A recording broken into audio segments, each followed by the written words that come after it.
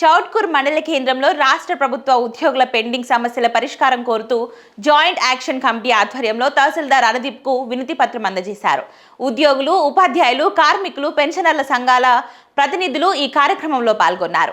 ఈ సందర్భంగా జేఏసీ నాయకులు మాట్లాడుతూ రాష్ట్ర ప్రభుత్వం పెండింగ్ లో ఉన్న పీఆర్సీ అమలు చేయాలని, ఇప్పటి వరకు పెండింగ్ లో ఉన్న 5 DAలను తక్షణమే విడుదల చేయాలని డిమాండ్ చేశారు. అలాగే CBS ను రద్దు చేసి OPS విధానం అమలు చేయాలని ప్రధానంగా కోరారు.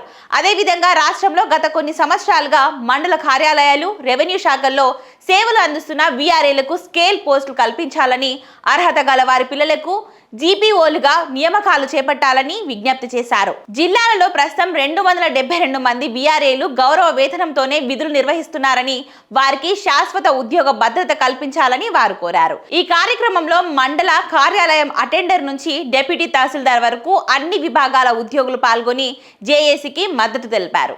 ప్రధానంగా గత కొన్ని సంవత్సరాలుగా ఎదుర్కొంటున్న ప్రధాన సమస్య ఉద్యోగులకు పీఆర్సీ ఇవ్వడం లేదు. మరియు ఈ రాష్ట్ర ప్రభుత్వం 5 DAలు పెండింగ్ ఉన్నాయి.